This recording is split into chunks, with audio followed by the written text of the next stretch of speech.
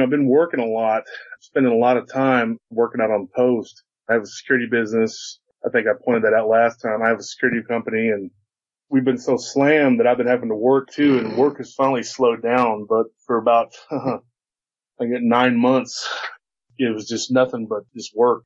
And I was having to go out and sit post. And that's where I picked up these stories, actually, was through that.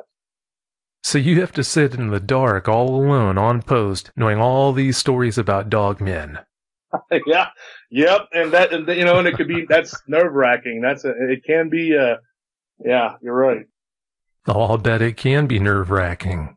Before you tell us about those stories you've got for us tonight, why do you think so many more people are having dogman encounters as time goes by? Well, what used to be considered the frontier is now where people are living. People are moving, the sprawl. And I see it a lot here in Austin because my business centers around that. We do a lot of security for construction companies.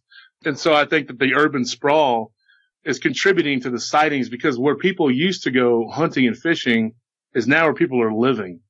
And now they're going deeper into the woods to do those activities, and that's where they're encountering these things, dogman or Sasquatch or whatever it is they're running into. I think that these things have always been out there, and they were able to hide a little better. Another thing I believe is that as these things become acclimated to people, I think that they're a little less wary of us. They're not hiding. When you hear stories about Bigfoot in Alaska, I had a guy that was talking about Bigfoot in Alaska and how in his mind, they're more aggressive. I think it's because they're not as used to people. They see somebody, they don't know what you are. They just know you're an intruder. Whereas if somebody runs into one of these things, and like I said, I haven't really been given many Bigfoot stories, so I can't verify the veracity of these accounts, but I've heard of people saying that they're a little more docile. Like they're not really interested in hurting you. They've seen people before, so they just walk away. But, the stories that were coming out of places like Alaska, Russia, places like that is of aggression. And I think it's because they're not as used to seeing people. What you're saying makes good sense. I mean, beef cows are a lot more difficult to handle than dairy cows for a reason. Dairy cows are brought into the barn and milked every day, whereas beef cows are just left out there in the pasture to fatten up. So what you're saying there does make good sense. Oh, yeah. Absolutely. They've become acclimated to people. Yeah, I'll bet you're right on that. I think another reason why encounters are reported more often now than they used to be is because of the improved communication we have. If you think about it, back in the day, communication was nothing compared to what it is now. One of the things that's going on with communication is that we have so much information at our fingertips that if someone has an encounter, then they can tell people about it immediately. And it's all over the internet the minute that someone says, hey, I saw something, and it's on social media, and it's instantaneous. And that can also lead to another problem too, which I've tried to be leery of, is people telling you bullcrap. I had been bombarded with people sending me messages and things after I was on your show. Some of these stories were so unbelievable. You're just like, wow, I don't even know what to make of that. One guy tells me he is a werewolf. And he was like, he said he was going to send me photos of himself and of changing and all this stuff, and nothing ever happened. And it was just like, whatever, dude.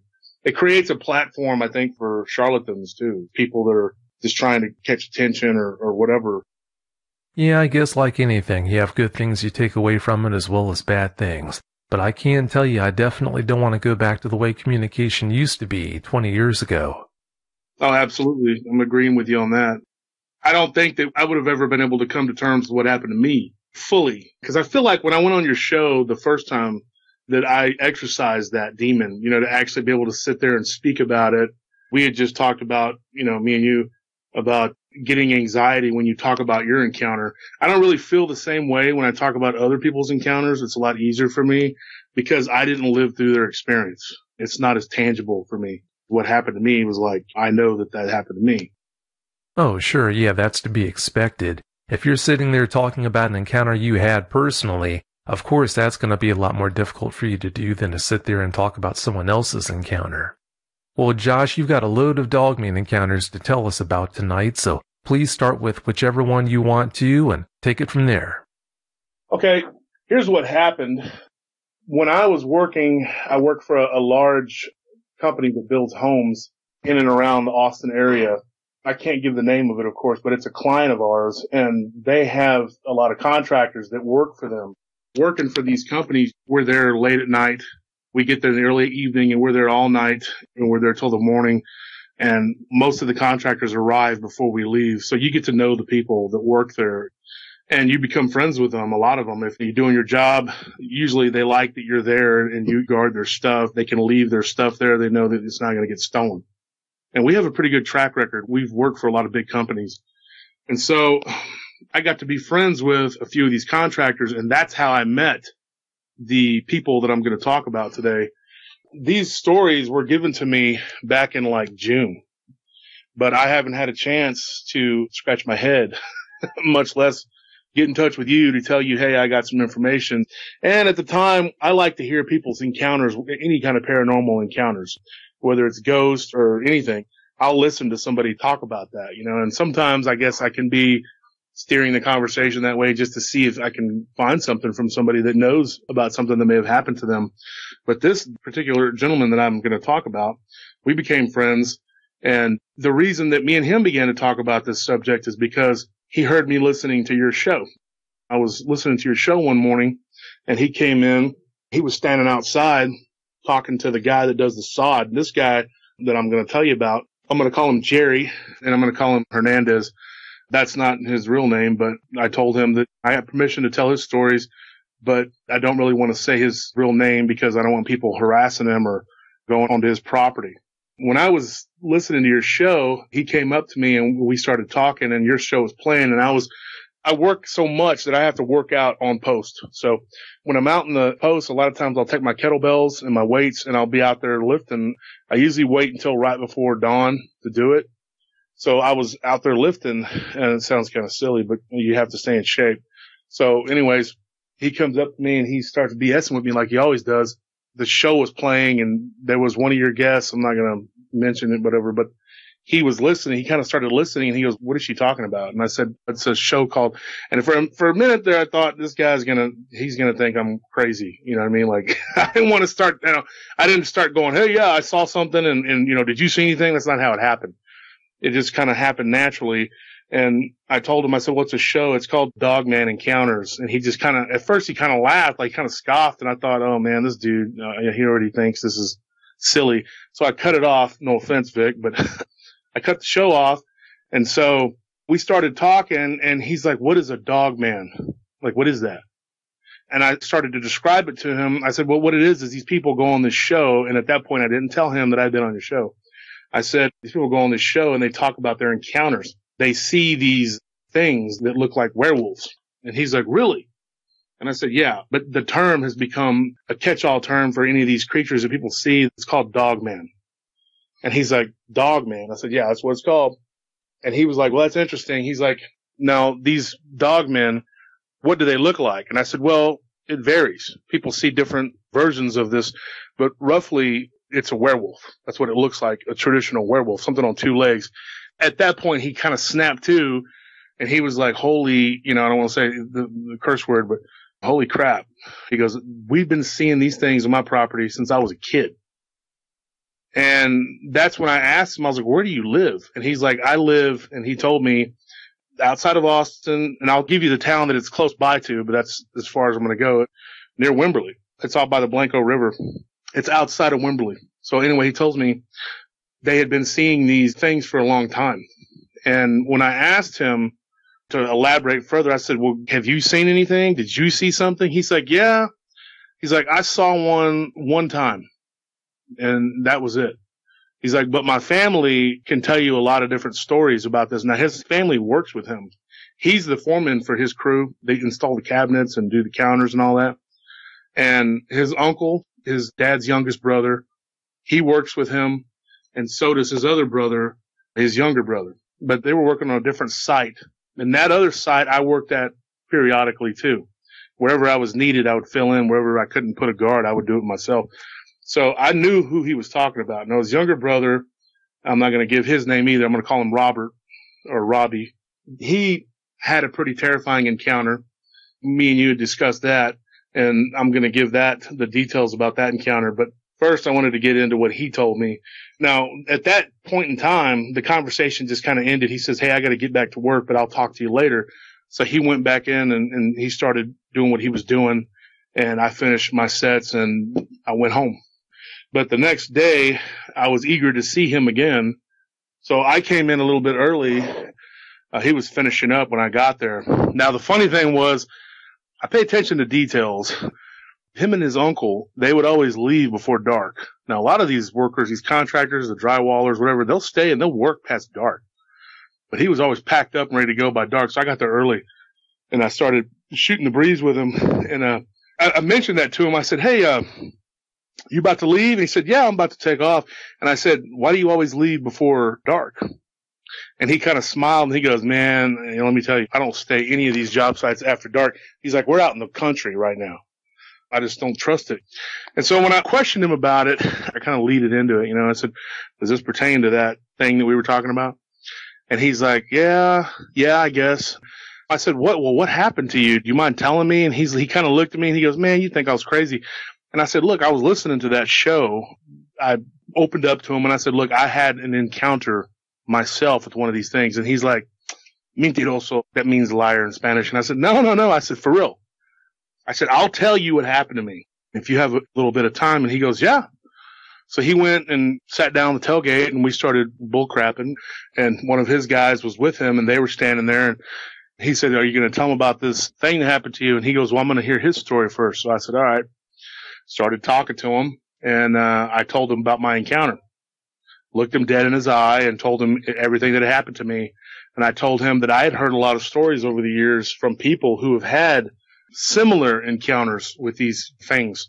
Now, it's interesting when I talked to his people, when they talked about their encounters, they never called it a wolf man or a werewolf. They always just said these things or these creatures. They didn't really have a name for it, which makes sense why he didn't know what the heck a dog man was.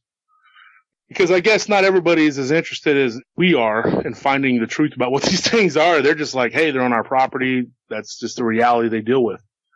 But apparently a lot of people in that area have seen these things. They know what they are. A little sidelight before I go any further. Years ago, I used to go out with a girl. Her family was from Blanco. Her mother lived in Blanco. And I remember they lived out on the edge of town. And we went out there a couple times. It was nice. It was like fall. We were out on the porch in the backyard.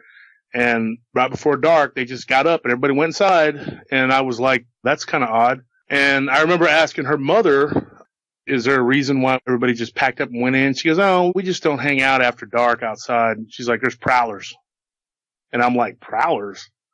I know country folk had always spoke of these supposed prowlers. I've heard all these stories about people that just prowled around, and I thought that was kind of a flimsy excuse. I didn't ask for any explanations. I wasn't going to press her mother and be like, "Tell me the real reason."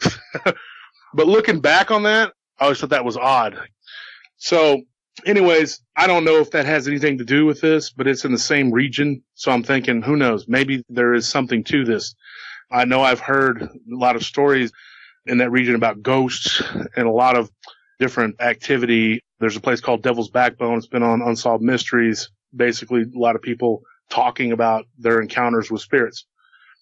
So I know that the region is considered haunted, but I had never heard anybody talk about dogman activity. And of course, to us here in Texas, I think dogman is probably only about 10-year-old term. It's not really something that people have ever called these things. I know in my hometown, we don't call them dogman. Anyways, let me get back to this. His encounter was pretty basic. It wasn't real terrifying. There wasn't a lot of drama involved, but it gave him proof that what his uncles and his grandfather and his dad had been saying over the years was legit. It was real. And so what happened was, he said it was the day before Christmas Eve. So I guess this would have been December 23rd. He told me the year too. He said it was 2006. And he said that his little kids were decorating the Christmas tree with some pine cones or something. And his youngest daughter at that time, he said she was like 4 or 5. I can't remember which. And he said his little boy was like 8 or 9. I think he said he was 8. I don't remember the ages exactly.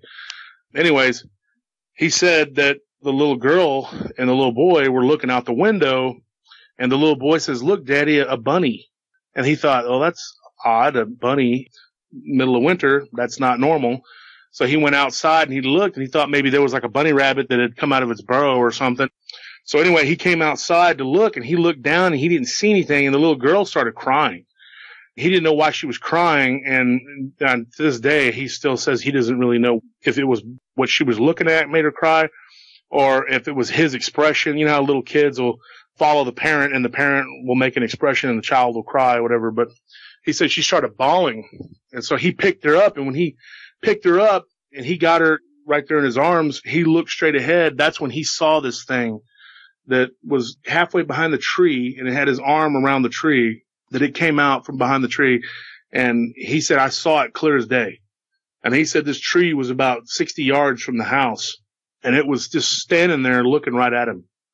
When I asked him, how big do you estimate this thing to have been? His exact words to me, he said it was probably about 7 feet tall. And he said it had reddish brown fur and an elongated snout and pointy ears. And he said he didn't remember the hands or the feet. He just remembers looking at the creature from a distance, and he saw that. He said that he called his wife, and he was like, honey, can you come take the kid or whatever? And she was like, I'm busy, because she was making tamales. And he said, can you come take the kid? Come here now. And so she came out to the living room. He gave her the child, and he's like, I need to go get my gun. And she's like, why? And he pointed to the window. And the little boy, I guess, was still kind of excited. He thought it was like some kind of big bunny, because he said it had really tall ears, which was weird. Like, I don't remember him going into detail about the ears, but he did tell me that it had big ears. I was in my mind thinking like Wile E. Coyote, you know, like the big ears. And I was thinking, I wonder how big these ears were that the little kid would think that it looked like a bunny. But anyway, I should have asked more details, but I didn't. I didn't want to interrupt him. He was telling the story. And he went inside, grabbed his .30-06 and went back out and was going to take a shot at it. He goes out onto the porch and it's gone. Now here's the question I asked him. I said, Jerry, you have your kids and your wife there. You weren't worried about going out on the porch, this thing maybe becoming aggressive and attacking? And he said, no, I always felt pretty secure around my property. He's like, but the funny thing was I have 4 big dogs and none of them were anywhere to be found. And he said at that point, I'd had to go check the property and just make sure this thing wasn't lurking around because I was worried. And so I said, where were the dogs? He says, well, I don't know. At that point, he didn't see the dogs and they weren't barking, which is weird. So he goes around, he checks the front of the property, he walks around the back of the property. Once he gets around the back of the property, the dogs were all in the backyard by one corner of the house on the opposite end from where he was at. So the dogs all kind of ran up to him and were like all close to him. Now I thought, maybe it's because he has like small wimpy dogs or something. He said he had big dogs, but not all big dogs are tough. I mean, like a lab is not a really vicious dog. So what kind of dogs did you have? Now he told me he had 2 German Shepherds, a pit bull mix.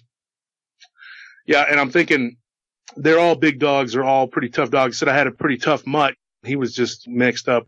He said, but all 4 of them were pretty rough trade. And so I'm thinking, why were they not barking? That's weird. I don't even know why they would not be growling or barking if something's that close to the house. He couldn't figure it out either. And his wife was frantic to make him come back inside. And as he told me growing up over the years, he had heard stories about these things, but he had never seen one before.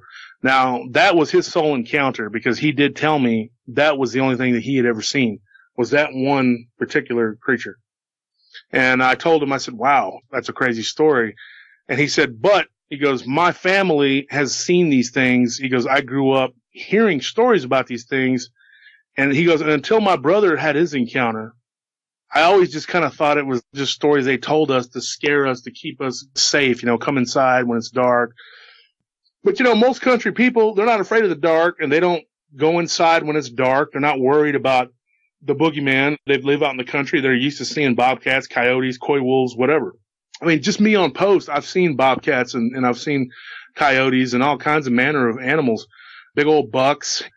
They'll come right through wherever you're working. If you're out there in the edge of the woods, Austin is surrounded by woods, and we have a lake. Well, it's the Lower Colorado River, and it crisscrosses all over this area. It's so wide, they call it Lake Austin, Town Lake, and then Lake Travis, but it's really just the Lower Colorado River in different areas. So anyways, he was saying he never thought anything of it. But after that, after he actually saw one and knew 100% that it was real, he was like, dude, he had already started to kind of believe, but he said that when his brother had his encounter, that's when he knew this was real. that one time he saw something, that was the nail in the coffin. And now what he told me was his brother had had an encounter and that I should ask his brother about his encounter because it was a lot more terrifying than what had happened to him. This time he said, if you count what happened with my brother, he's like, I guess I've seen it twice, but I don't really want to say it because it was so dark that I didn't really get a good look at it. But his brother did. So what I did was when I worked the other site, I purposely went to work the other site one day. And I went in early at that site. I switched with the guard so I could talk to his brother because his brother was the lead foreman over at the other site. And so I went over there and I talked to him, and they were installing the cabinets or whatever like you always do. And I had talked to his brother on a few occasions, not as many times as I talked to Jerry, but I had met his brother before, and I had worked that site on occasion, but it wasn't a regular thing. So I kind of pinned him down. I said, hey, man, you got a minute? And he said, yeah, dude, I'm getting ready to leave. And they were packing up their stuff. And same thing as I did with Jerry. I said, hey, I was just curious. I had talked to your brother about this dogman encounter you had. And he kind of looked at me and I said, dogman, I know that you probably don't know that term. It's what people call these things that you guys were seeing on the property. And he kind of shook his head. He said, oh, gotcha. Okay. And I said, can you tell me what happened with your encounter? And he was like, sure, but I can't do it today. I'm in a hurry. So I made it a point to go back, that same site, go in early, whatever.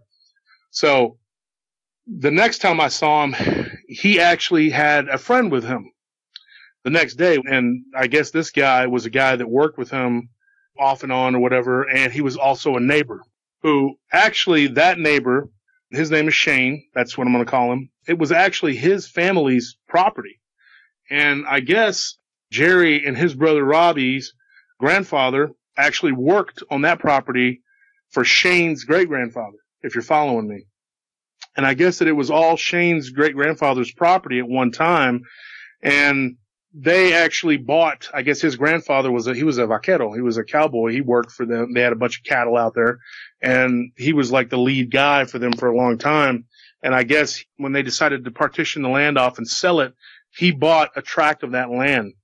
His land lies to the south, kind of the southwest from what they described to me, of Shane's property. Now, Shane is the guy that was there that day with him. And he said, this is Shane. He's our neighbor, our nearest neighbor. And he's got 147 acres of land where he lives. And then their uncle, which would be, I'm trying not to get you confused here, would be Robbie and Jerry, the guy that told me his encounter. Their uncle Abel and their uncle Noah have tracts of land that were passed down from their grandfather. And their dad's name is Andrew. Okay. So there were 4 brothers. There was Andrew, Noah, Abel, and then the other guy they called Jojo. He's the youngest, Joseph. Now he had an encounter too that I'm going to get into, but it wasn't on the ranch. He doesn't live out on the ranch. He lives in Buda. Okay. And little backstory to him, he was kind of the black sheep of the family. He always kind of made fun of these guys, like, oh yeah, you're seeing these kokoi, and kind of joked about it and thought it was cute and funny to tease them. And he had told them, yeah, if I ever see one of these things, I'm going to knock it out. I'm going to do this. I'm going to do that. And they were just like, yeah, right. Well, anyways, he worked directly with Jerry over at the first site that I was telling you about. Now I would see him regularly, and that night, Jerry and his uncle, they showed up over there at the property where I had gone in to work early the second time. And they were all there. They all showed up and they were standing around having a beer because a lot of times these contractors will do that. And usually I don't allow that, but they're pretty good guys. And we had agreed they were going to tell me the stories.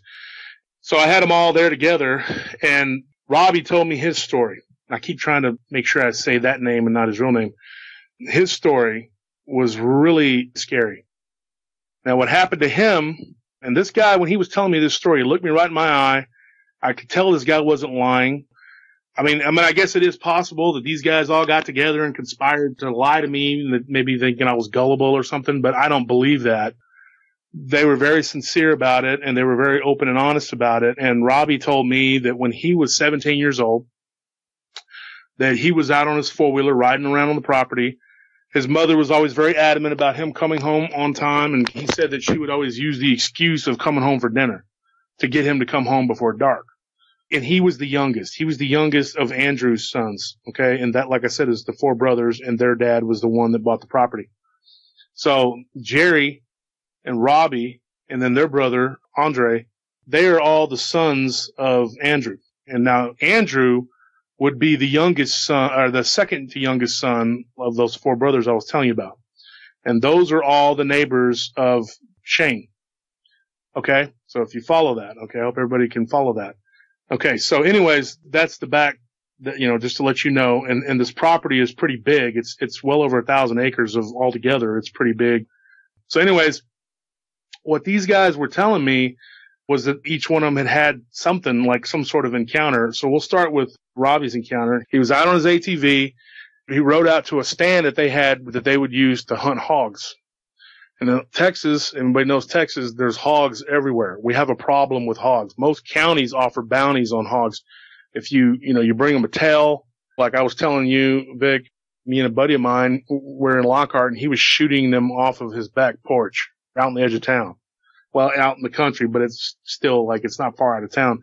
And that's because there's so many. They're just everywhere. They're causing a lot of problems. They're a nuisance animal.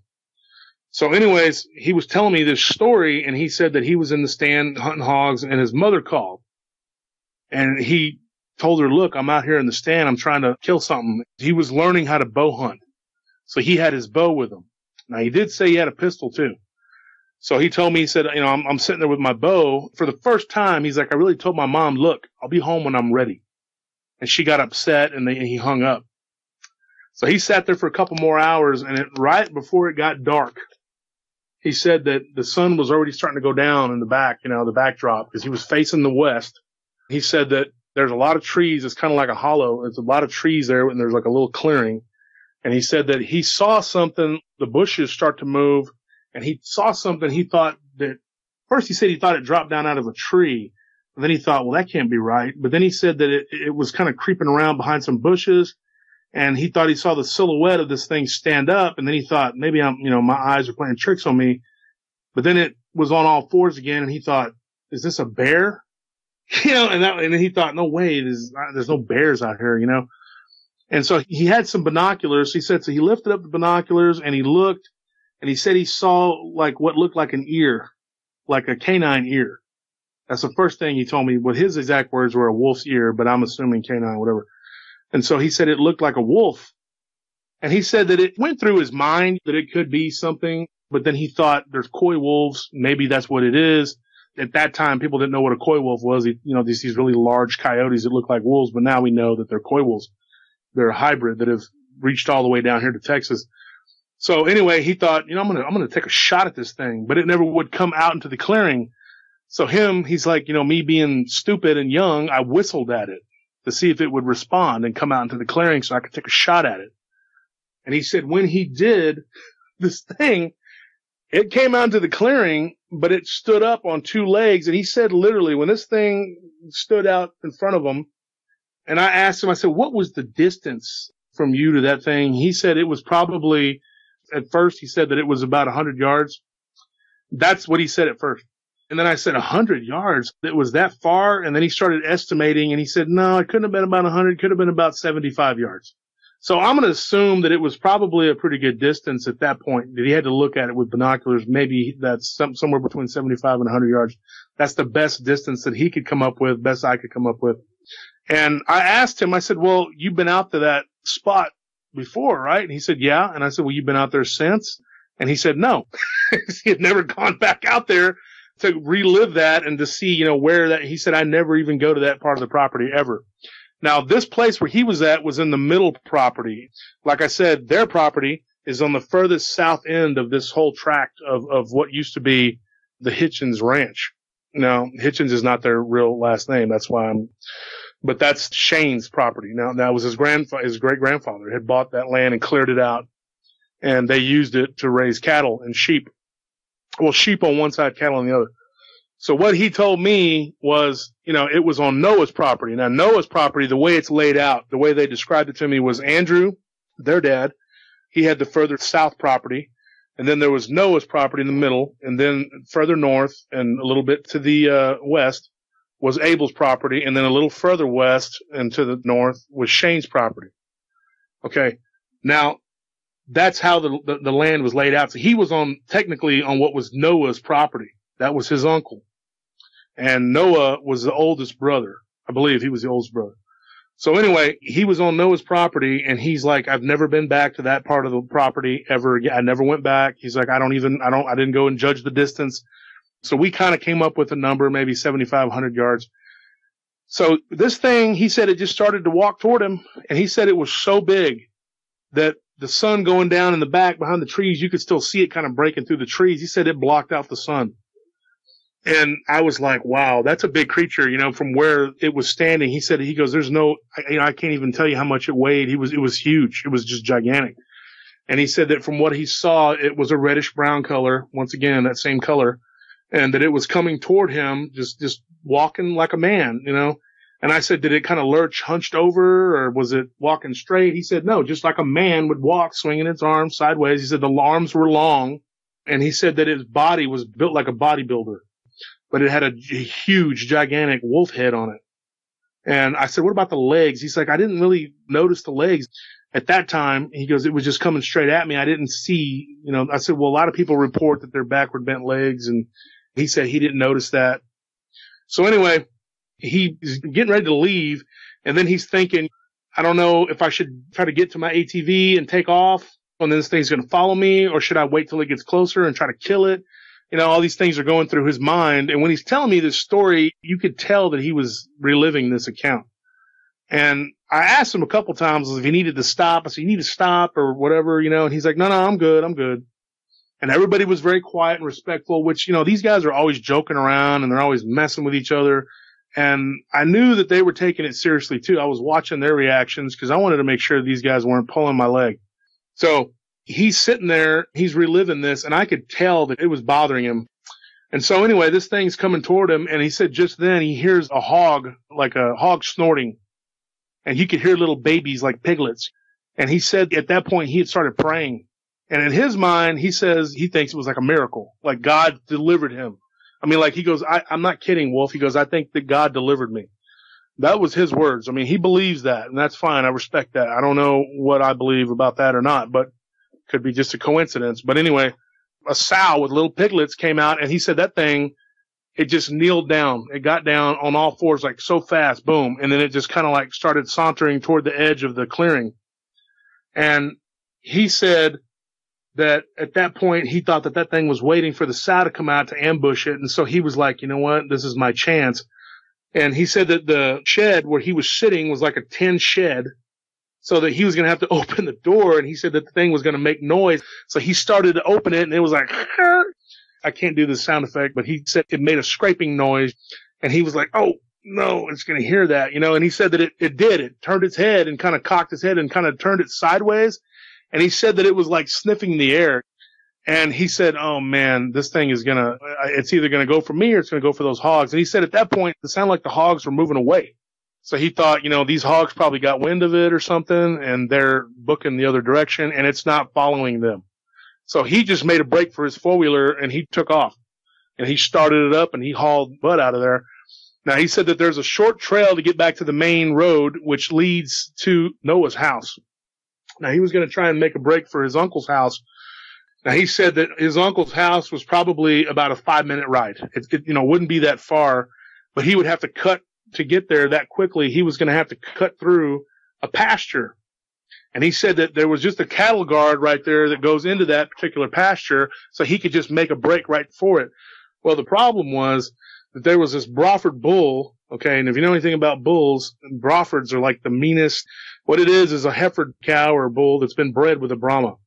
And they're notoriously mean-spirited animals. They're not friendly at all.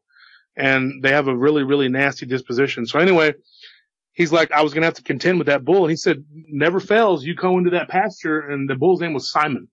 That's what they told me. And he said, when you go into that pasture, he automatically just comes and he defends his territory. Now, what they told me was that bull was so mean that it had killed a younger, smaller bull. It had actually sired. So it killed its own offspring. So this thing was a vicious animal, and he wasn't kind to people going into his area, his territory. And so they had told me before that they had cattle that had been killed. That, it was a regular occurrence, and it was to the point where Shane was about to just quit messing with them. He said the only kind of cattle he could keep out there, this is what Shane had told me, was longhorns, because they were so mean and had big old horns that for whatever reason, these creatures wouldn't really mess with them. Well, if you had anything else, like any kind of cows of any kind of other hornless anything, they were going to attack it. So they had drove him out of the cattle business altogether. But this Broford bull, obviously, they had respect for it. It had never been messed with because it was so big. It was about 1,800 pounds, according to what they were telling me. And he said this thing could run, too. It was fast, which is crazy. You think about a giant animal moving that fast. Well, this thing made a beeline for him, and I see that thing coming out onto the main road, and it's following me. He's like, it is behind me. And he goes, and when I crossed over the cattle guard and I hugged I just went and I went straight to the fence line as far away as I could from Simon. And Simon was on the clear on the other side of the pasture. He came running over there to see what was up, who's in my enclosure. And he just said, I'm going to try and make it as fast as I can to the back fence. Well, he said the problem was that there were all these divots and holes in that ground where he was riding. And so he said that he was jumping and bouncing and he couldn't really go super fast. He said he was catching air a couple times and coming down on the front, and he thought he was going to flip at one point. And he's like, something's going to get me. It's either going to be the bull or it's going to be that thing. And he's going over in his mind, like, which way do I want to die? Do I want to be gored to death or do I want to be eaten? So this is going on in this kid's head. He's 17 years old. It's got to be a traumatizing experience. So he said he's trying to go as fast as he can, but he's still trying to control this ATV. And when he gets to a certain point, he sees that the bull is going to meet him at some point. And he said his only chance was to get off of that ATV and try to hop over a barbed wire fence that was reinforced with an electrical fence. So he was going to get messed up. So he was like, I can try to open the gate, but I'd have to undo it and all that. And he said that there was no way that he was going to be able to get through that. So he decided to just jump off the ATV. He said it was like he had slowed down as much as he could. He just kind of jumped and hopped up a tree. He climbed up a tree.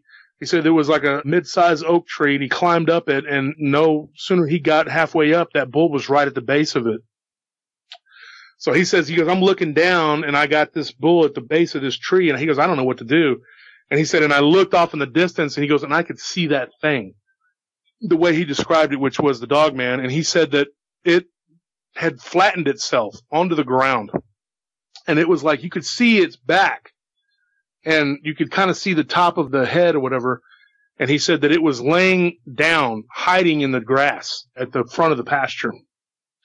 So this thing was not going to contend with that bull. I guess it just wasn't going to do it.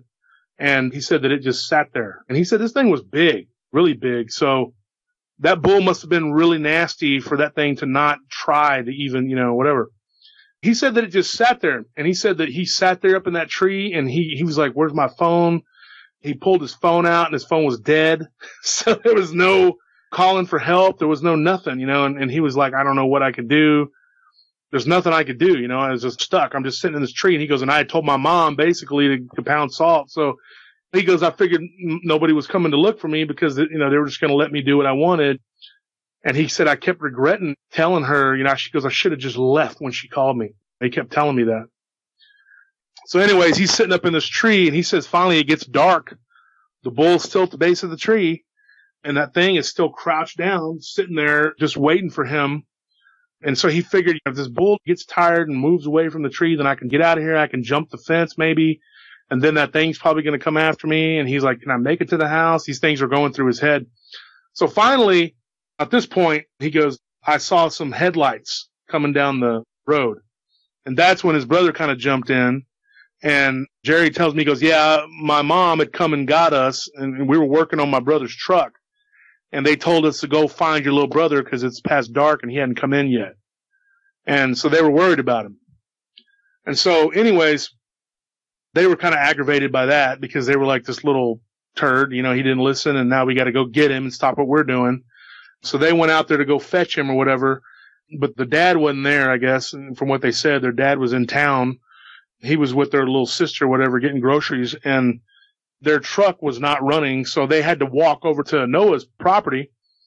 And when they got to the house, they told Noah what happened. They got in his old truck. They went down the dirt road, and they had a big spotlight looking for him. They looked everywhere. They went into the hollow. They didn't see him. They went all over the property. They went into Abel's property, and finally they came back down the opposite way, and that's when they saw Robbie was yelling at him, and they shined the light, and they saw the ATV sitting there. At this point, it had ran out of gas. He didn't even turn it off. He said it just ran out of gas. And that's when they pulled into the pasture. Now, Robbie tells me they should have seen this thing there on the corner of the pasture, crouched down in the grass. He goes, but they drove right by it and they didn't see it. And none of them said that they saw it. So this thing was hiding pretty well. Robbie knew it was there, and he was yelling at him. So this thing is right there. You know, they drive right by it, literally. And he's waving at them. There's something there, you know, and when they pulled up, now, this bull, usually there's always at least one person that can handle him. Noah had raised this bull since he was a baby, since it was a calf. So Noah told them, stay in the truck. He got out and he got the bull to back off, and he walked it off to the other side of the pasture. And I guess he did something. I don't know. He put it somewhere. They didn't elaborate on that. But anyway, the first guy out of the truck was his oldest brother, Andre. He gets out of the truck and he's like, come on, dude, get down. And Robbie says, there's a thing sitting there in the corner of the pasture. It chased me into this enclosure. Because they were asking him, why are you in this enclosure? You know, and he's like, this thing is right there. And they're like, what thing? We don't see anything. So they start shining the flashlight, you know, in that area where he's claiming that he's seeing something. And Jerry said, he goes, I was just standing there. I didn't know what to think one way or the other. But he goes, Andre decided to be, because he's always kind of like a bully. The way they described him, he's kind of a bully. So he was like, oh, whatever, dude. It's the Kukui. He's out there in the yeah, right. Okay, whatever. And he said, it's right there. And so when he gets down, he points at it and he shines the light right on it. And he goes, that's a dirt mound. And so he goes, it's a dirt mound. He starts walking toward it. And he goes, let me prove it to you. He goes, there's nothing there. So Robbie and his older, and Jerry are looking at each other. You know, he's like, we looked at each other and kind of shrugged our shoulders like, go ahead, whatever. You're going to walk right up on it. And they're telling him at this point, Jerry's even telling him, hey man, come on, dude. You don't know what that is. Cause you know, like I said, he had seen one. So who knows, dude? This thing is there, you know? So anyways, this part was really crazy. Andre gets right up to the thing about 15 yards away from it. He turns around and he goes, I don't see. This thing stands up behind him. Okay, and they're screaming, hey! And then at that point, his uncle saw it too and was like yelling at him. He's like, hey, Vavoso, you know, look behind you. And that thing is like turned around, basically one leap, went over the fence and was just not running. They said it just kind of got to the road and just kind of sauntered into the woods. And Andre turned around and saw it right when it jumped over the fence. And he said it just was one leap, boom, and it was over the fence. And this fence is not, it's about chest high. So this thing just jumped right over it and was like over, you know, the other side of the road, you know. And he said that Andre like tripped backwards. Literally, he tried to run and he tripped and fell backwards and like monkey rolled and dropped the flashlight, left it, whatever, and ran back to the truck. And they all scrambled to try to get into the cab, you know. And they were telling Robbie, get in the back. And he was like, no. And they were like fighting and arguing. And Noah tells him, you know, shut up. Let's get out of here. And so they drove out through the other pasture. They went through the back way and they drove through the bumpy pastures to get back to Noah's main house. And when they got back to the house, he said we were all just in shock.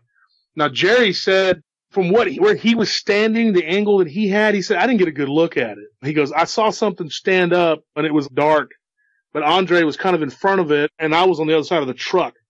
He's like, so I didn't really get a good view. I thought I saw something go across the road. Now, Noah saw it clearly from where he was at, and I guess Robbie, you know, of course he saw it, and Andre turned around and saw it jump over the fence.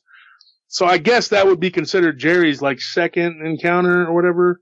But like he said, you know, he didn't get a real good look at it, but he knew what it was, and they were all freaked out because that was interesting that the same color that the one that Jerry saw was what Robbie reported to me, was that it was a reddish brown color.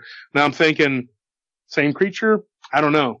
But anyways, I was hoping that Jerry would have been able to elaborate if he thinks that that was the same one, because the one he saw was the same color. But, like I said, he said he didn't get a good look at it. So anyway, that was Robbie's encounter. Robbie said he never had another encounter beyond that, but I'm sure that's enough for anybody. I don't think he's going to want to have another. And he said he wasn't going back out to Noah's property for nothing. So that was the end of that. So anyways, the other encounter that I was going to talk about, now this was their neighbor Shane. Now Shane is there, and he's a real country dude. So I'm going to try to use my own words to describe what happened to him. Now his encounter involved him being on horseback. Now that was really interesting to me. And I said, now what happened to you? And that's when I just kind of went around the horn and I said, hey, can you tell me? And he's like, well, what happened to me? He's like, first of all, he said, these things have been on my property for a long time. So he had heard stories about them, from all the way back to his grandfather and his great aunt had an encounter. And he said, now this is what happened to me. Now he claims that he was on, and like I said, this is their stories, not mine. I'm not, if you think these are lies, it's, this is what they told me. Okay. I can't testify to the veracity of this because I was not a witness to any of these events. All right. So don't shoot the messenger, but this is what he said. Now this story is really crazy. Like he said that he was on horseback one day with his wife, and the horse that she was on began to rear and kind of buck a little bit. And it was like they were on this trail. Now, the trail they were on is like literally the boundary between Abel's property and his. Now, like I said, Abel's property is the furthest north of the brothers, of the Hernandez family brother. Not their real name. But anyways, what Shane told me was that her horse kind of started to rear, and he said, we have several horses. And he said that had never happened before, and he thought a snake, so he looked down, he didn't see anything, and the horse just wouldn't go any further, and it started getting real ornery. So he said, you know what? Let's just go back in, So they took the horses back in and they put them back in the corral, whatever. And they put them back up in the barn. And he said that was just unusual. That had never happened before. So he said he thought that there might have been something there. Now, he said a few days after that, he went out for a trot around the property on his horse, the same one he had that same day, that didn't react the way the other horse had. Now, he said this was a really seasoned mare. He'd been on this horse a lot, and he was out for a trot with that horse and checking his property. He said he got around to that same spot in the trail, and his horse started to act kind of funny and whatever, and he was like, whoa, whoa. And he thought, man, this is crazy. This is the same spot where I was at last time. Now, he said at this point, he heard something. He heard like footfall, twigs snapping and breaking. In the tree line that was right there, there's like a ditch. He said there was like a ditch right there, and there was a tree line. He heard twigs and things snapping and breaking, and he thought, what the heck is that? And he looks down, and he sees this thing, what he thought was a giant wolf, walking along the tree line or whatever, and he thought, man, that is weird. What is that? And it's paralleling him and the horse. At this point, the horse wanted nothing to do with it. It wanted to head back to the stable, obviously. So it bucked. He stayed on it, and it bucked, and it threw him off. And he said after a couple of those, it just threw him off, and it was gone. And he said it took off the other side down there's a little embankment, he said there, and then it goes up a little bit, and then there's like the barbed wire fence to Abel's property. And he said that it just jumped onto that fence to try to get over the fence to get back toward the stables. And he said it jumped over the fence and got hung up. And he said at that point, when a horse runs away, they usually run in the direction of where they stable. But this thing was, like his first reaction was just trying to go back to the stables. No, this thing was just trying to get away because it was going toward Abel's property, not the other direction, which is where they live, which it would have had to go down and around this tree line. So this thing was panic. It was just sheer panic, So anyway, whatever it was had scared the living crud out of this horse. It had jumped and it caught its leg on the barbed wire. This thing came bounding out of the tree line. Now, like I told you on the pre-interview, Vic, that's not the words he used. He used another word. It was like, I don't know. But anyways, it came in my words, not his. It bounded out onto the road. He said it just kind of sat there like a football player, just staring at him like it was going to form tackle him. And he said he was laying on the ground and he thought maybe he had hurt his tailbone. He felt like it had broken something. He did have a pistol. Now, he said he had a big old .357 pistol And he said that he pulled it out and he was getting ready to take a shot at this thing, and it went toward the horse. And he said he kind of paused for a second, and then he unloaded several rounds. He stood up, and he was still kind of in shock, and he was walking backwards. And he said that from what he saw, the thing had stopped. The horse had gotten loose and was running across the pasture into Abel's property. And he said that this thing stopped when he fired the shots. Now, he don't know if he hit it or not, but he said he fired several rounds, and it all happened so fast it was like a blur, in his words. And he said that he leveled the gun at it, and when he did, it crouched down and was snarling and growling and snapping, but it didn't lunge at him. And he said he had his boot was halfway off, and he was trying to get his foot in his boot. Now, when he was telling me this story, he was very animated, and he was giving me all these physical gestures, and I could get into what he was saying, you know what I mean? At one point, he even kind of was like on the ground, like showing me, you know. So anyway, this guy's giving me this real descriptive, physical description of what was going on. I wish I could relay it the way he was telling me, but I'm doing the best I can. And he said that he was trying to get his boot on, you know, and he said that, you know, his arm was all skinned up and he had rocks in his arm, whatever. And he leveled his gun at this thing again to try to, because it was creeping toward him. And he said that it would start to stand up. He would point the gun at it and it would get back down. So that tells me that this thing is cognizant of what that gun is, what it's capable of, what it does. It knew that this thing produces pain, you know? So anyway, his words were, this knew what a gun was, you know, it knew what my pistol was. And so he's like, I'm backing up. And finally I just take off running. And he said that he looked back and the thing didn't follow him. Like it didn't come bounding down the road at him. He said it didn't follow him at all. And he ran, and he said that the closest to property that he was Abel's house. So he ran over to Abel's house and was like banging on the door and like, hey, you know, and he said that they took him to the hospital. He had a hairline fracture in his lower back, a couple vertebrae, whatever. I think he said he broke a couple toes and his arm was all tore up. But he said when the horse got back to the stable, it made its way back to the house. Horses are smart. They know where to go. But his wife said that the back leg was all tore up. Poor thing was just, it had ripped the leg up pretty bad. Apparently, though, she recovered. Now, here's what's really interesting. He said he didn't see this thing attack the horse. But like he said, it happened so fast, it was like a blur. But there was a really long gash on the right flank of the horse, which would have been the opposite of the way that the horse was facing him from what he was telling me. He don't know how that got there. He said unless this thing was just lightning fast enough to like take a swipe at it and he didn't see it, and then it got back onto the road when he started firing. Because when he said he started shooting, it was just, that was it. It just, you know, that thing was focused on him. So anyways, this incident he told me about, and I asked him, I said, were there any other incidents involving you? Did anything else happen? He said, no. He said, now my little brother Cody, he has about 10 acres that are basically on the Hitchens property. The way they described Cody, and I ain't met the kid, that's the youngest brother, and he's got another brother that lives in Giddings. But the way that it was described to me by the Hernandez brothers and by Shane was that he's kind of a hardhead, and that he apparently has seen these things 3 different times. But one time with his wife, they went out to check because the chickens had been getting harassed and they heard all this noise. And that he saw one. This is the only story that they relayed to me that was about Cody, the younger brother of Shane. And like I said, he lives in a little bottom right there that's literally on Shane's property. You know, he just kind of gave him a spot or whatever. So anyway, he said that his little brother had gone out there, and he said the way they've described him is he's kind of a hardhead. So he goes out there, and he said that this thing was sitting there by the chicken coop, chowing down on chickens and eggs. And it lifted up its head and it had egg yolk on its face. So it was eating eggs, and I guess it had killed all the chickens. And so he was just infuriated. So Cody, instead of being afraid, like most people would be like, holy crap, you know, his wife freaks out and she runs back to the house. He runs back in there and he's like, I'm going to kill this.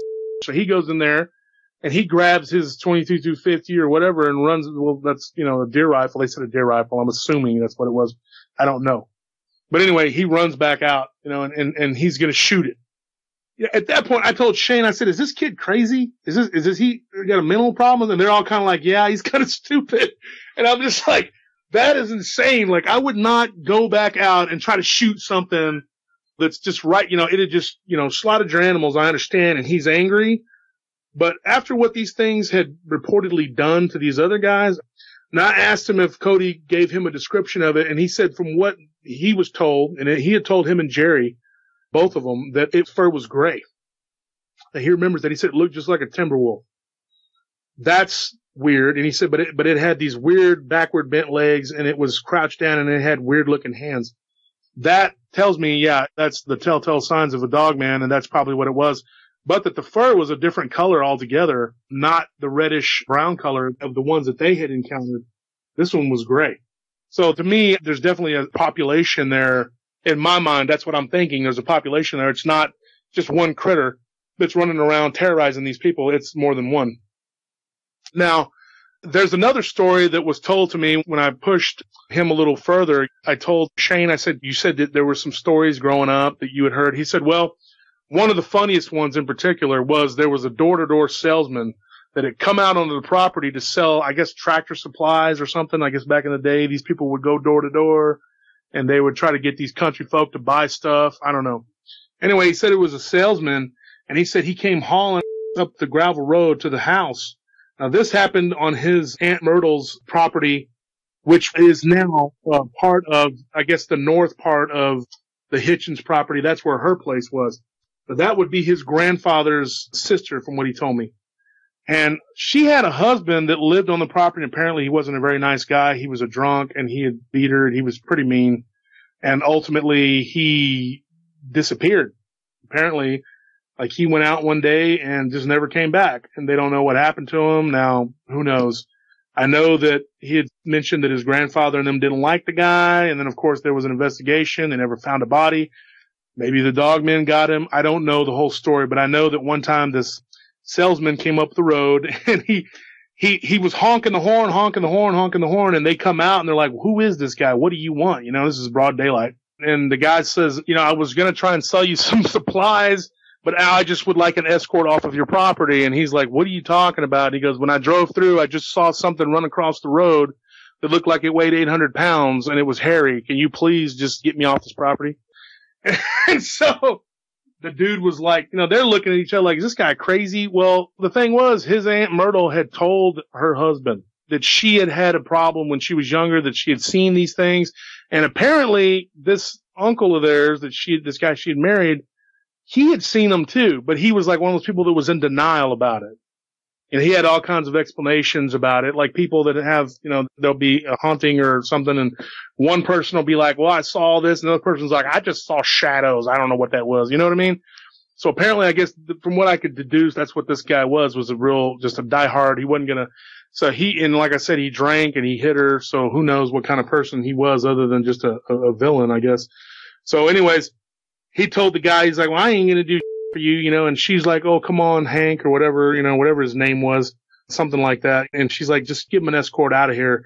So he got in his truck and followed him out, and they just thought that was crazy. So she told him, her husband, that they had stuff going on that property since she was a girl. Now, the one story that sticks out in the mind of Shane, what he told me was his Aunt Myrtle had told him that one day she was out chopping firewood with her brother being his grandfather. Now, he said that when she was out there chopping the firewood or whatever, that the brother I guess his grandfather, and this was a story that was relayed to him by his great aunt, that her brother, his grandfather, his name is Amos, grabbed her and said, let's go inside now. And she was like, why? What? And she said, don't look back, just let's go. He started pushing her, and she's like, stop pushing me. She's getting upset. And he just yanks her and starts pulling her in. And she said this was back during the Depression, so I'm assuming like in the 30s. She looked back, she turned around, and just then her dog, their little dog, had run up and was confronting this creature, and it just opened its mouth. She said it had the biggest mouth that she had ever seen of any creature in any book, and it just reached down and grabbed the dog and just snapped, and all she heard was a crunching pop and a yelp, and then it was over. I guess the dog was covering their retreat, and it paid for it with its life. And he said that really had an effect on her. That when she told that story, she had tears in her eyes, and she's like, that's why I don't want you young'uns out there after dark. And that's why we don't go out after dark. So that was a very telling story for him. Obviously, Shane had an effect on him. But like I said, he only had the one encounter. He'd never seen these things. They're pretty elusive, and they were all pretty much in agreement that they're not around during certain times of the year. So I don't know if these things are seasonal. Maybe they hibernate during the summer. I'm trying to figure out that myself. But they said that most of the time, the encounters they had were in the fall, anytime in the late fall to early spring. And that's when they would see them. And throughout the winter, they would see them. So these things aren't hiding out in the winter. They're roaming around. And he said the cowboys that had worked for his grandfather when his spread got really big, the grandfather was the son of the guy that founded it, I guess, and that would be Shane's great-grandfather. And, of course, Abel, Noah, and Andrew, their father, he worked for the great-grandfather or whatever. So, anyways, I guess when he was a young man, he came to work for him. And I guess he was from Mexico originally, and he was a vaquero down in Mexico. So he took a job there, his first job he could get. And there were several other Mexicans that had come over because at that time they were telling me that there was something going on down there. There was some kind of war or something. So they all came up here to work, and they went to work for his great-grandfather. This stuff had been happening for a long time. And from what they were telling me, some of these vaqueros back in the day would see these things, roaming around the property, and they would take shots at them. And so I'm thinking they probably shot at them pretty regularly, and these things would just kind of run away because they knew what these things were capable of. So, that could have been either a learned trait that was passed down for these creatures to know what that gun was that Shane had. Because I thought that immediately when he said that they would take shots at him all the time, and that they had a bunkhouse. And now they told me that there was this old, it's run down now, but there was a bunkhouse where the vaqueros stayed at that was to the far west of the property. And that one night these things attacked the bunkhouse and that they were shooting at them. And they didn't go into detail. They didn't know a lot of details. They just heard this story passed down from the older generation. He also said that his grandfather at one time, he said that there was a big hole with like a tunnel that led down into the ground, kind of at an angle, and they covered it up. And he said that after they did that, it seemed like there was a spike in the activity, like a lot of sightings were taking place out there. And I'm sure that if I could ever talk to these older gentlemen, the uncles of these people, I could probably glean some really good information from them about this, but I don't have access to that, and I didn't ask. But anyway, those are the little side stories that I was told about this property and what had gone on there. And now the last encounter of this family, of the Hernandez family, was a brother. That's Jojo. Now, he's a real character. I like him. He's a good dude. I really like him a lot. He's funny. He was kind of the black sheep. He was the youngest of the four brothers. Abel, Noah, and Andre are his older brothers. Now, Jojo, he's kind of a joker, man. He likes to joke around. He's all tattooed up. Now, he did a stint in prison. He was in prison for a few years. He had gotten in trouble and did some time. So he liked to ride motorcycles. He didn't live out on the property. He moved and got married young and all this other stuff. But once he got out of the joint, in his words, he said, I cleaned up, I went back to God, and I went to work for my nephew, and I've been doing it ever since. Now, I've talked to him on several occasions, and I talked to him before I even knew that he was Jerry's uncle. So, anyway, he was working on the crew with Robbie over at the other property. So he was there that night. We were sitting there talking because we all kind of met that night, and I had bought them food. So I kind of was bribing them, tell me these stories. So anyway, we're sitting there and we're talking, and now this guy, Jojo, he goes, I have a story, but I don't want to talk about it. And I said, come on, man. And they all kind of started razzing him. They're like, oh, yeah, you're the guy that was going to knock it out and all this other stuff. And he's like, yeah, it happened. What happened, and he didn't want to tell me. And I said, come on, man. Everybody else has told me their story. I want to hear your encounter. And he said, well, mine didn't happen on the ranch. He's like, and I nearly died. And I'm going like, well, it sounded like Robbie nearly died too. It sounded like Shane nearly died. So what makes you different, And he's like, yeah, but man, mine was bad. It was really bad, dude. And I was just like, well, everybody's is the worst because it happened to them. You know what I mean? So we're sitting here talking, and he says, well, this happened to me at a property. Now I'm going to call this the Lowry place. Now these were people that lived in town, and they decided they were going to build a house out in the country. Apparently this guy was somebody that they knew from school, that they had gone to school with. They all knew. They played football together. Anyway, We're going to call it the Lowry place. I'm not going to give you the last name because I don't know these people at all. This is secondhand from somebody else. So anyways, they were installing the cabinets for them. They had built a big old house right there about 5 miles out of town. And he said it was literally about 2 or 3 miles up the road from Shane's place. So it's close to the same area. You know, it's the same area. I doubt these things respect any boundaries. I'm sure that they probably roam around that whole region. I doubt that they're like, oh, this is somebody's property, I'm going to stay here. No, they move around. So it makes sense that this would happen. But anyways, he didn't believe any of the stories. He always thought it was just a bunch of mentiras, as he would say. So he said that, you know, I never bought into that. I always thought it was a bunch of bull crap. He goes, but I was working late one night and my partner, my carnal, he had left, you know, he was gone. And he said, I decided to stay late so I could try to finish up. I wanted to knock this job out. Plus, he said he wanted to do a good job. They were good friends. You know, they were friends of mine. I wanted to do a good job, you know. And so I'm staying back and I'm working late. He's like, I called my wife and I said, I'm going to be home late. I'm going to stay here and try to finish this job. Well, he said that it got to be his exact time frame was he said that it was close to midnight.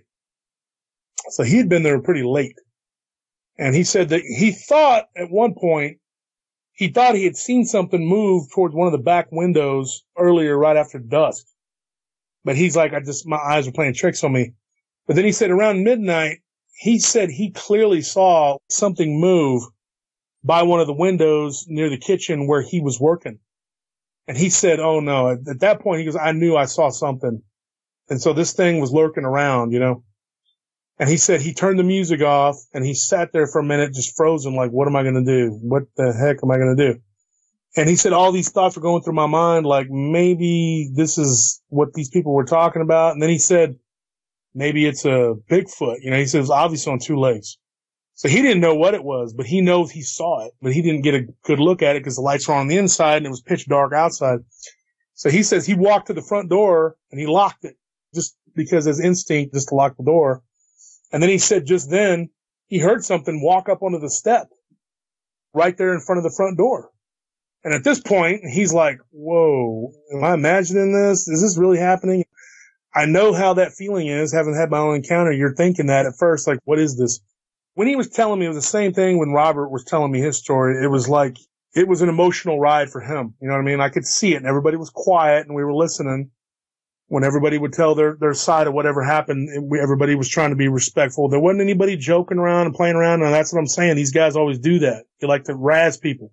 But they weren't joking. There was no chuckle house here. This guy was telling his story, and he said that something was at the door, and he looked out the peephole, and he goes, and I turned the porch light on. He's like, I didn't see anything. I just saw black.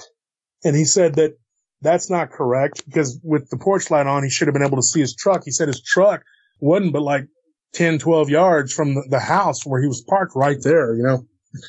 So anyways, he says he sees nothing but black, and he says then that he hears something kind of sliding against the door. He said it sounded almost like cloth, you know, moving against the door. And he said that he was like, oh. So he backed up, and he looked out the peephole again, and he just sees blackness. And so at that point, he said he knew that something was there, and there was no doubt in his mind. He backed up, and he said he freaked out.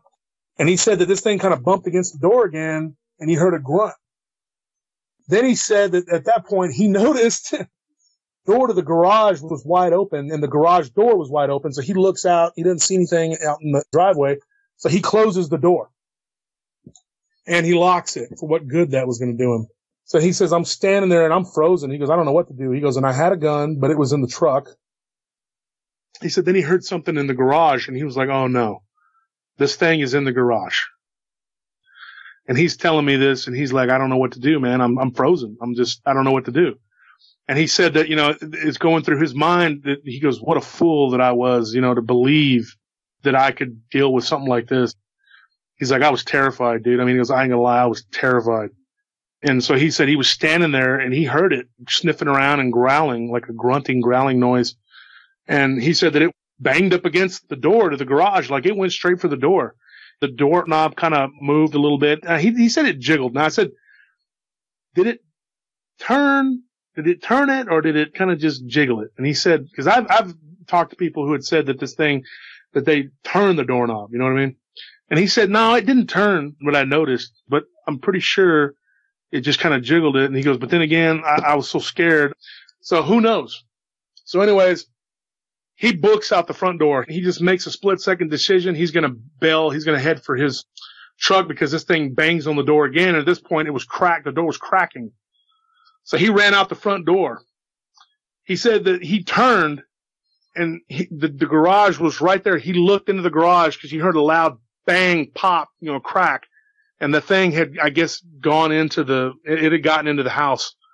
So he said that he pulled the emergency latch, I guess, for the garage door to pull it down, I don't know exactly how that works or whatever, but he said he pulled the garage door down just so if it tries to come back out, it would have to contend with the door. Maybe it couldn't open it, lift it the way, that we do. And I thought that's smart that he did that, Anyways, he made a break for his truck and he said, I didn't have one of those trucks with the boop boop. They just let you get in it. He's like, I had an old truck and I was trying to put the key in the hole. And he says, I literally was dropping my keys, dude. He goes, you would not believe. He goes, you see that happen in these movies. The way he says it is really funny. He's like, you see these pendejos doing it in the movies and you're like, why are you doing that, pendejo? And then he said that it was happening to him and he was just like so scared and so nervous. He said he finally got in, he got the truck, he got in and he was like, my pistol's right here. He reaches down, he grabs it and he's like, this thing comes running out after me. I'm going to shoot it. I got my gun right here, and he says that he's like sitting there thinking, maybe I should call the police because he didn't, when he was inside the house, he had told me that he had no bars. And he told me that at the beginning of the story. He goes, because I asked him, I said, do you have a cell phone? He said, no, it didn't have any signal out there. He goes, it didn't have any bars. And he's like, dude, he goes, I was mad. He's like, and I'm thinking, I'm immediately starting to drive down the road and I'm looking back and I'm, I was going to look for my phone. And I realized I left it in the house. So when I could get a signal, I left it on the counter or whatever. And, so he was freaked out. He looks back. Now, this is what he told me. Well, this part sounds kind of incredible, but this is what I was told. He looked back and that this thing was looking out the glass panel of the garage door. And he said that, and I asked him, I said, what did it look like? He said it looked like a big old bear with a wolf's head. That's all I could describe, like a bear wolf mix. And I said, what color was it? He said it was black. He said it was black, jet black, like just black as night. This solid black. And I said, and I asked him, I said, were you sure it was just solid? He goes, no, it was just solid black. He says he hears a crash. He looks back. And this thing is reaching through the panel with its hand kind of moving around down below the, like reaching down. You could see the arm coming out of the window. That was really interesting to me. So I asked him, I said, what did it look like? What did the arm look like? And he said it was just black, covered with hair, just like the face, and he said, but it had this weird looking paw hands. Now, I asked him to describe that. He said, I didn't look back a second time. He goes, I was gone. And he's like, and I got my gun right there in my hand and I'm driving down the road all crazy, and he's like, he's thinking, if this thing comes running alongside his truck, he's going to shoot it, he's going to start firing at it, and he just kept thinking that's what was going to happen. So he's hauling, he gets to this convenience store, I guess, right down the road, a few miles, whatever. He stops. He says, I had to just sit there in the parking lot and process what had just happened. And he's like, he goes, I literally broke down in tears. He goes, I couldn't believe what had just happened to me. He goes, I thought there's no way that just happened to me. He goes, I just was stunned. He goes, I had always made fun of these people. And at that point, his nephews were kind of laughing at him and Shane was laughing at him. And he was like, I'm sorry. And I thought he was kind of tearing up at the time, but he's kind of a big guy. He's like, I'm like a machismo, and so I was thinking, he's not going to start crying right now, but he didn't. He held his composure and he was like, I was wrong. These things exist. I can't believe what I saw. And he goes, but I'm telling you, he looked me in my eye and he said, Wolf, I'm telling you the absolute truth. There is no lie, right? I'm telling you what I saw. That is what happened to me. And then, I looked at everybody. They were kind of nodding their head and I was like, okay. I mean, you say that's what happened, He said, anyways, he goes, I get home and I'm telling my wife about it. I'm frantically telling her about it. He goes, I didn't know what to say. I didn't know, he said, I told my wife and she was just like in shock. She was like, she had heard the stories too from my family. Neither one of us really believed it, but he goes, I told her, I said, babe, look, this is real. This, I'm not kidding. He's like, luckily I had the pistol with me in the truck. So if that thing came out, I was going to start shooting it. And he said that she was like, oh yeah, I forgot to tell you. She's like, the other day when I had the kids with me, I unloaded your gun. And I put the bullets in the glove compartment, and he was like, what? And he was so frantic that he didn't even notice that there was no ammunition in the gun. So that peace of mind that he had by getting in the vehicle and thinking he had a pistol, which might not have done any good anyway. But I guess if you're driving and you're taking pot shots at it, maybe it would slow it down. I don't know. But there wasn't even any bullets in the gun. And he was just like, he goes, dude, I almost fainted. I was just like, man. And then he's like, at first he goes, I don't think she believed what I was telling her. He goes, cause she said, let's go get your phone. And he's like, no, we're not going back. Do not go there. We're not going back to that place. So he said the next day, the Lowrys came in and they were like, what the hell happened? He had left them a message, told them to give him a call. And they went back to take a look at the damage that this thing had done. And he said that he didn't know if these people really believed him, but that he didn't give a shit at that point. He was like, I don't care. And he said, I didn't give a, he goes, I wasn't going back to that place. He's like, and when we went, he goes, I went back, but I stayed out in the truck. I didn't even get out. And he said that my brother and my nephew, and they went in, they talked to him. Now, this is what Jerry told me. Now, he told me, that's the nephew. He told me that he saw the damage this thing did. The garage door was bowed out and just literally like broken in half. Now, if you can just, I don't know how that would look. I tried to wrap my mind around that and wondered, like, how does a garage bent at a V, like, the way he said, and which to me would be like, at an angle, a 90-degree angle, I guess. I don't know. He said that it was bowed out and snapped. That the door from the garage going into the dining room or whatever, the entry room, I said dining room because I don't know exactly. I'm trying to make, my mind. He said that the door going into that entry room, that the door was cracked in the middle and broken off the hinges, and that the paneling was busted out. The initial reaction from the Lowrys was like, this dude got high on some paint or something, and he must have did this. But how did he do this? And so, obviously, he didn't do it. That was the linchpin. But what sold them on his story was the fact that there was a huge gash. Now, I told you about this, Vic. There was a huge gash running along the little hallway when you first walk in. Javier said when you first walk in, the hallway is right there in the garage. That wall on the other side of the drywall is the garage. He said there was a huge 2-inch gash there cutting through the drywall. And that this thing had run its claws along that, apparently. And they didn't know how to explain that. And they were just like, what the? And then they said that there was a puddle of piss in the kitchen, and it just smelled horrible. Now that, I don't know what that was all about, why it does these things it does, or why it did that. I have no freaking clue. I mean, all I know is what they told me. This is what happened. This is what they say happened. So that's those stories from the Hernandez family, and that's the stories from Shane's family. So that's that, as they say. You really have to feel for the guy. That sounds like something straight out of a horror movie. I can't even imagine what that would have been like. Oh, no, me neither. Because my encounter, I don't want to say it wasn't aggressive, but it wasn't like in a hurry to come in and destroy me. You know what I mean? Like, I wasn't inside of a house being assaulted. You know what I mean? It wasn't the same as that. It was traumatic for me. I don't even know what this guy could have gone through. And like, he was in prison for a few years, and he was in what they call the Terrell unit up in North Texas. Now that's a bad place. And I had a buddy that was in there. And at one time, back around the time he was there, people were getting stabbed, and they had rioted or whatever, some junk had gone on. And I could imagine this guy had gone through some pretty serious stuff, but nothing like that. And he told me that was hands down the most terrifying thing that had ever happened to him in his life. And he said that, after that, he don't work after dark anymore. And there's this guy, he's a real cool dude. He's an electrician, and he's always up there in those houses working it. And sometimes he'll work after dark. And he said his name, and he said, like, this guy over here, he goes, I'm not going to do that. He goes, I will not work after dark. And he goes, all these companies we work for, they know we don't work after dark. It is not going to happen, dude. And I told him, and I was kind of getting nervous because these guys were about to leave and I was going to be there by myself for another 4 hours. And we're out on the edge of town. We're outside of Buda, which is outside of Austin, which is boonies. And so I'm sitting there and I'm going like, well, that's great. These guys are about to leave and I'm going to have to sit here with my imagination running wild, thinking, everything I see is a dog man.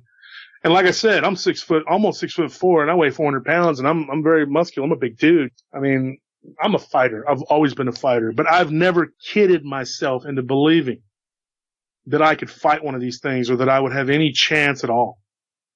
And I can't even imagine what that kid Cody, like how ridiculous that was. Just run back out there and try to shoot that thing. I was just like, man, I can understand Shane like trying to shoot at it to get away because he was fighting for his life. But that kid going back out there to confront it, like, it ate some eggs and some chicken. Who cares, dude? Like, you're alive. You know what I mean? And the thing is, like we had talked about, Vic, I mean, there's people that will tell me, hey, let's go out to that church out there. My buddy Armando, he's always like, he's kind of an amateur researcher like me.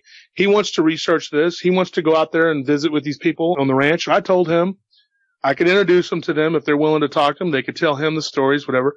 But I am not, under no circumstances, going to go out on location. And I think that these people that do go on location and investigate this stuff and are tromping around out in the woods going, hey, yo, doing all that. I see them doing it.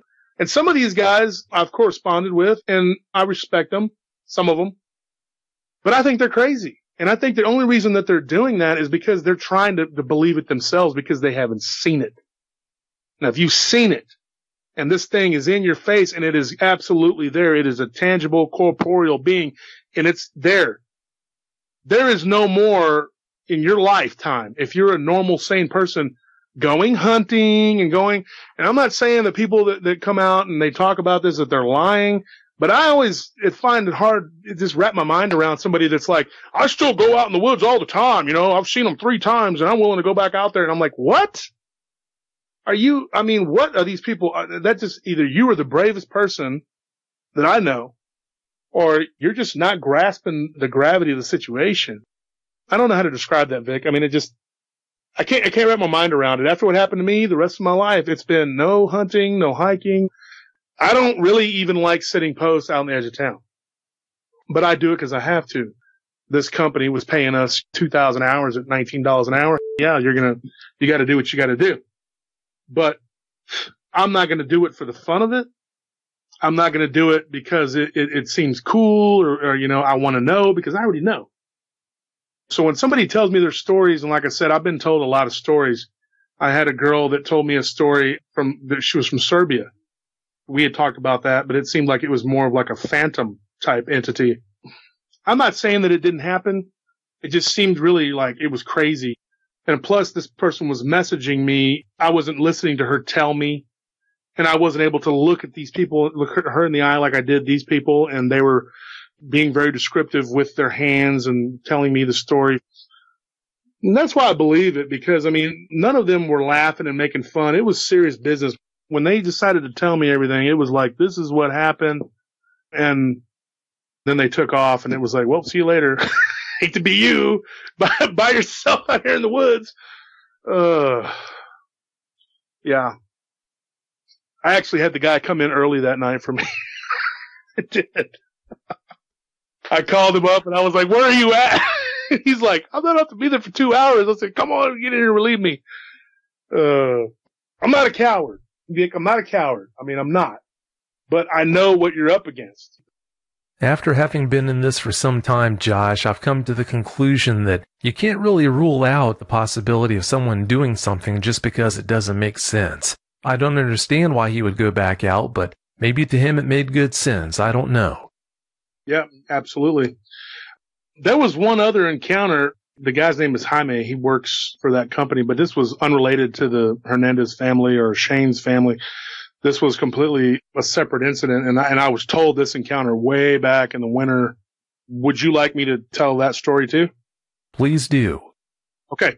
This is the last one I have, and then that's it. Sorry, folks. Unless I can get any more information from these people, which I do plan to do. I am going to try and maybe sit down with their uncles. And I hope that they can give me some information from the old days. Cause if they can give me some stuff, then I would love to come back on, Vic, and dump some more information on you. And like I said, me and my friend Mondo, we're planning on maybe interviewing them together, maybe talking to them, doing something. And then maybe we could relay that information to you. And if anybody that's listening, Vic is where I'm going to go. If I have some information to tell or whatever, I'm going to be on Vic's show. So don't look for me to be anywhere else. That's where I'm going to go. I'm loyal, Vic. We've talked about that. I'm going to give you my stories. But for now, all I have is one more little morsel to tell you guys. And it's a good one. But this is a little different. Now, the guy didn't actually see it, but I believe that it was a dog man. And you, the listener, you can make up your own mind about it. If you don't believe me, don't believe me. Like I said, this is something that was told to me. Now, I do have another witness that's actually here with me that heard this story be recounted by the man. So whatever you want to think, you can believe it or you cannot believe it. Okay, so this guy's name is Jaime, not his real name. I'm going to call him that. He's a concrete contractor that works for that same company, but this is on a different site that's a lot further north, and it's closer to town near the airport, out near Del Valle. I'll just give you that much information. I'm not going to tell you where, but it's near a subdivision that they're building all kinds of stuff. Austin is just blowing up, 120 people moving here today. It's crazy. So anyway, this guy, he's really cool. He came in every morning. He was always really friendly, and he would bring me coffee, and we'd shoot the bull, whatever. And I noticed a pattern. You know, my grandmother was very big in details, and she used to tell me that women pay attention to details. And if you know details, and you can really get a girl, because most men don't. That kind of stuck with me, you know, my attention to detail. I always try to remember details. So I noticed that about this guy, that he would always park right by the light, and he would walk way down the road to where I was at and talk to me. So I would pull up by the house every morning, and he started to park right there by me. The job site was huge, and he would park way on the other end. He wouldn't park over there where the work was being done. And then he would wait until his crew showed up, and then he would go with them. And I always noticed that. And then I also noticed that when he used the porta-john, he only used the one that was in front of the model home where the camera was, where the office was. You know, he would never use those ones. And like I said, he wouldn't park over there. He would park right there where he could see me and I could see him. And I always thought that was kind of unusual. And I am kind of a nosy person, I guess. You know, I do security. I have to be. So I asked him, I said, Jaime, this is, like I said, not his real name. But I asked him, I said, why do you always park right over there? Why do you always go to that bathroom when the work is on the other side, man? And he's like, why are you worried about it? You know, he's kind of joking with me, you know. And I said, I'm just curious. I mean, it's like you're scared of the boogeyman or something. And he goes, maybe I am. And he kind of said it like that. And then I thought, oh, you know what? Maybe I made this guy mad. So I kind of backed off a little bit. I said, hey, man, I'm just kidding, dude. I'm just kidding. And he goes, no, it's all right. You know, he goes, I have my reasons. And I was like, didn't want to push it at that point, you know. So I waited next day, very next day, same thing. And I saw him go to the bathroom. So I told him, I said, dude, did something happen to you? Be honest with me, man. I mean, would you tell me if something did? And he's like, yeah, but if I tell you this, what happened to me, you wouldn't believe it. And I said, try me. And like I said, I've talked to lots of people about a lot of different paranormal stuff. I've had people tell me that they thought that their house was haunted. They've seen demons. They've seen this. They've seen that. But my ears always perk up if somebody gives me a story that can even be misconstrued as a dog man. I want to know. So this guy tells me, he says, one time I was working near Vernon. That's way up in North Texas. And he said, I was on a job site and there was nothing but woods everywhere. And I always show up early. You know that. I said, yeah. And he said, so I showed up early before my crew. I went to the porta-john. I had to take a number 2, you know. He goes in there to use the bathroom, and he said that he hears footfall, or like footsteps, I should say, what he said. Twigs breaking, whatever. He said, I heard crunching. That was his words. Coming out of the woods. It went right up to the porta-john. And he said he could hear it kind of moving against the porta-john in the back of it and then sniffing around. He could hear it like sniffing. He thought it was a dog. And he's like, whoa, that's a big dog. Because he said it kind of bumped the porta-john and he felt it. Then he said that he felt something push against it on the right side of his right side of the porta-john was being pushed. And he said, we came off the hinges. We came off the foundation. And I'm like, but I guess he's describing him in the porta-john. And then he said that this thing went around to the other side and it kind of slid around. You could hear it and it was sniffing. And he said, dude, he goes, I was terrified. I didn't know what this was. And then he said that it bumped the other side of the porta-john and it lifted it off the foundation. He was saying hinges, but that's not correct. It was the foundation of it. And then he said, I was scared. Literally, I couldn't poop. I was just sitting there, and he goes, I thought, dude, and I look at my watch and he's like, dude, it's 30 minutes before the next guy comes in and I'm stuck. This thing is here. And then he said that finally it like rammed the back of it. And he said that he tumped forward and then that literally when he did, it went forward and then lurched back. He fell forward and he hit his head and he got that blue water all over him. He said, man, I was so scared. I didn't know what this thing was or what it was doing or why it was doing it. And he said, I just laid there on the floor of the porta-john covered in pee and poop. I didn't know what to do. Not his word, but my word. I'm trying to clean it up a little bit. He said he just laid there on the floor of the porta-john and that this thing, whatever it was, just continued to walk around and bump it. And he was like, the thought that came to my mind was like, I had a buddy, my friend Keith, that used to like to go out kayaking, and I thought he was crazy. But he said he had an encounter with a really large shark one time and that it was bumping his canoe and trying to tump him over. He was over there in the bay near San Francisco, which he said he could literally see the city from where he was at. And he said it was horrifying just to think that this big old shark was out there trying to kill him. Well, that's what it reminded me of. When this guy was telling me the story, I'm thinking of like, this thing is bumping. It's trying to get him out. It knows he's in there. It smells him and it wants him out. And now he said that he just laid there and finally it just stopped. It just went away. He heard it kind of walking away. Obviously it wasn't cognizant enough to try to open it. Of course, he had locked it. But this thing, whatever it was, wanted him out of that porta-john that was kind of protecting him, I guess, which I'm surprised. I mean, it didn't just knock it over and then collapse it. But like I said, they didn't think to try to open the door, so probably wasn't smart enough to do that. So I don't know what this was. In my mind, I'm thinking a dog man, but this is what he said, and this is the real linchpin to why I believe that it was a dog man. When his first guy came in, when his first guys, he heard him pull up and get out of the truck, and he heard him talking. He's like, I just burst out of the porta-john, and I told him, I was like, thank God you're here. Something just tried to attack me. He's like, I was tripping over my words, because I was just fumbling to say. He's sitting there telling me this, and he's looking at me with sincere eyes. I believe him. I think he was being honest about it. He had no reason to lie to me. All he knew me from was work. I could have been like, oh, you're out of your mind. I mean, but he opened up and he told me this. And he told another guard this too. And so when we were sitting there listening to this guy, I felt really bad for him, and he's like, I was covered in that mess. He's like, and then I took a flashlight and I went around and I looked because it was muddy on either side of the porta-john. He said, and there were these humongous, what looked like dog prints or wolf prints. So that was his story. That's pretty much the last one I got. And I hope everybody enjoyed it because until I can do some more research with these people, that's all I have. Those are some amazing stories. I can't even imagine what that would have been like. For him, though, I wonder if it would have been easier on him if he would have been able to see it. That is all perspective. I mean, I might have been happier to have not really seen what I saw and just thought, you know what? I could have chalked it up to it was who knows what. But the thing had to go up to the window and everybody saw it too. And so I knew I wasn't crazy, but it still was traumatic. I don't know. I would have preferred to have never seen it at all. But then again, I wouldn't have caught an interest in these things and I wouldn't have been paying attention and looking for people, for witnesses, you know what I mean? And I would never be able to relay this information to people, which who knows? It could save someone's life. I don't know. I mean, I'm not an expert, not at all, nowhere near it.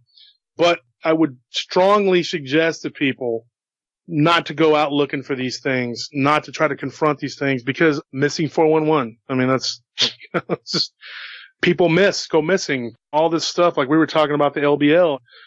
I don't know even near the information that you have, Vic. I mean, God only knows what you've heard. I don't know how you sleep at night, dude. Well, sometimes it's not easy. If you do change your mind at any time, Josh, and decide to head for the LBL, about the only advice I can give you is to stay clear of the northern end. You don't have to worry about that, dude. I'll be healthy and alive because I'm not going into these areas looking for this. I'm not going to do that. I'm not one of those people that if a guy says he has a bomb, I'm not going to go, oh, let me see your bomb. I'm good. I'll take your word for it, buddy. And that's it. Anybody that wants to go out there and mess around with this stuff, go ahead. Have fun. But don't invite me because I'm not going to go. I don't blame you. I don't blame you at all. Well, it's about time to get out of here, Josh, but before we do, I've got a question for you. If you had it to do all over again and had the ability to take away that encounter you had and live your life not knowing that they're out there, would you rather do it that way, or do you see it as somewhat of an advantage knowing that they are out there and consequently being able to take the appropriate action to ensure that you hopefully don't have another encounter? And we talked before, and me and you, Vic, have talked extensively, and not just in the interviews, but me and you have talked, and I like to think we're friends. And I've opened up to you, and you've shared some stories, and I've talked to you about stuff, and just besides all this, I'll be real honest with you, okay? And I'll level with the people who are listening. At one time, I really hated that it had happened to me, and I didn't like being humiliated and told that I was crazy or that I was lying or making it up, and I was so glad to get confirmation from people that I knew that lived around me that had seen these things and probably didn't have as big a mouth as me to go around and talk about it.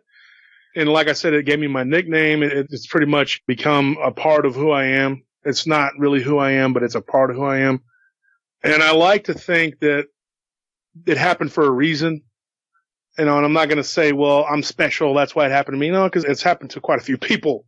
But I do think that because it happened to me, I should go forward and try to find out as much as I can about them. Now, like I said, at a distance, I'm not going to go out looking for these things. But now that I've reassessed it as of late, I'm glad it happened only because I'm able to tell others about it. But the pain that I went through after it happened, it's just hard to describe. I've heard people who've claimed to have had encounters and it doesn't really seem to bother them like we had talked about, you know, and others that it really has affected them adversely. And it did affect me. I think it affected my behavior as a teenager too. I think that it kind of left an impression on me, you know, that something happens and nobody believes you. And then when somebody does believe you, but then still people in your immediate family don't believe you. I think that it kind of drove a wedge between me and my parents to a certain degree because it was just more of me acting out is what they thought. Even when my friend, who's now a preacher, saw it too, and his family saw it, it was just still like, oh, okay, whatever. My dad was that way. My mom was that way. But I am glad that it happened because if I could help convince just one or two people to be more careful and it saves them, because I do believe that these things will kill you. I do believe they're aggressive. There's no doubt in my mind. I know there are certain people, certain authors and certain people that believe that these things are benign. They're not going to hurt anybody, but that's not my experience. And that's not what I've heard people telling me.